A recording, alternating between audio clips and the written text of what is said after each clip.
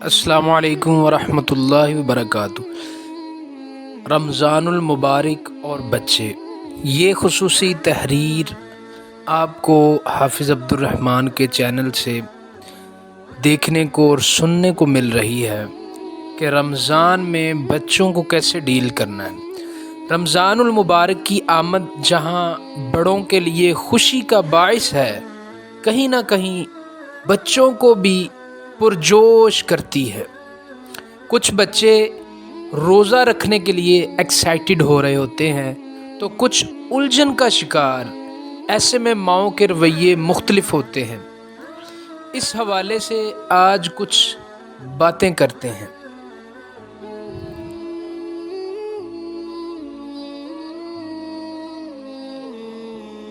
بچے کو روزے سے کبھی مت ڈرائیں اس وقت جب کہ وہ روزہ رکھ سکتا ہو۔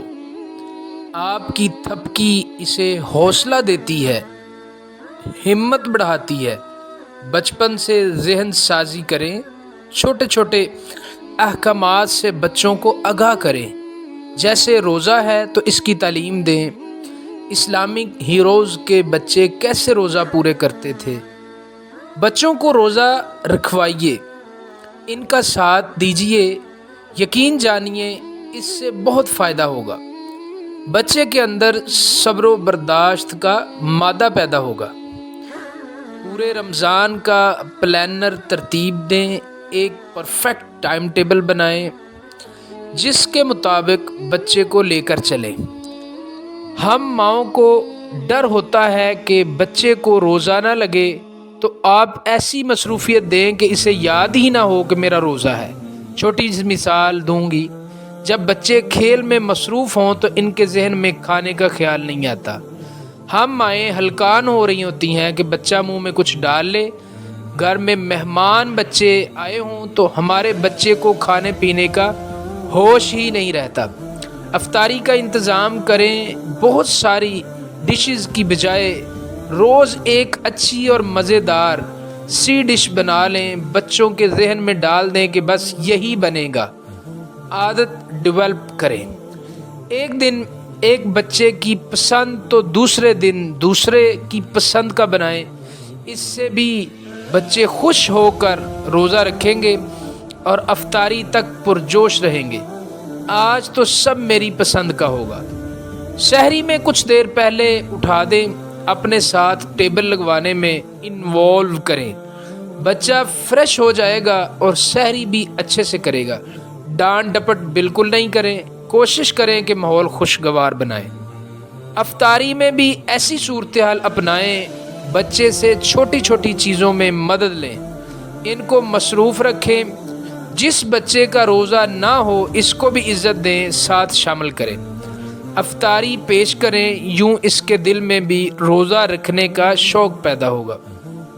بچوں کے فرینڈز کو گھر بلائیں، ان کو عزت دیں، پیار کریں، افطاری میں شامل کریں۔ بلیو می، آپ کے بچے پر بہت اچھا امپیکٹ پڑے گا۔ بچوں میں صدقہ کی عادت ڈیولپ کریں، ان کے ہاتھ سے دلوائیں۔ روزہ رکھوا کر سلائیں مت، یوں نماز نکلنے کا بھی ڈر ہوتا ہے اور بچہ دن کے آغاز سے ہی سست پڑ جاتا۔ ذکر و اذکار میں لگائیں، خود ساتھ مل کر پڑھیں۔ مصروفیت ایسی دیں کہ نیند نہ آئے اور خود بھی جاگتی رہیے۔ صبح کے لمحات عبادت کے لیے بیسٹ ہوتے ہیں۔ اگر ہم خود سوئیں گے تو بچہ بھی وہی کرے گا۔ پانچوں وقت کی نماز ساتھ پڑھائیں، وہ بھی اول وقت میں کوشش کریں، آخری وقت سے پہلے پڑھیں۔ بیٹا ہے تو باپ کے ساتھ مسجد جائے، بیٹی کو ساتھ کھڑا کر لیں، خود جماعت کرائیں۔ بچوں کو بہت اچھا لگتا ہے جب ہم والدین ان کو ہر بات ہر کام میں ساتھ شامل کرتے ہیں۔ روزے رکھوائیں تو سوراخوں والے نہ ہوں کہ روزے سے سویا رہے۔ کچھ نہ کہیں، نماز کے ٹائم پہ نہیں اٹھانا، کوئی کام نہیں کروانا، کہیں روزہ نہ لگ جائے۔ ایسا کرنا بچے پر ظلم ہے۔ وہ ان بنیادی باتوں سے لا علم رہے گا جو روزہ رکھ کر کرنے کا اللہ نے حکم دیا ہے۔ یہ بس بھوک پیاس کاٹنے کا نام ہے، روزہ نہیں ہوگا۔ فارغ رہ کر وہ زیادہ بھوک محسوس کرے گا۔ پیاری بہنوں اور پیارے بھائیوں، یہ بچے نہیں ہیں، ہمارا سرمایہ ہیں، جن پر جیسا انویسٹ کریں گے ویسی آؤٹ پٹ پائیں گے، اس دنیا میں بھی اور آخرت میں بھی۔ لہٰذا وہی بیج بوئیں جو اچھی فصل دے، آپ کے لیے صدقہ جاریہ بنے۔ جزاکم اللہ خیر، احسن الجزاء فی الدنیا والآخرہ۔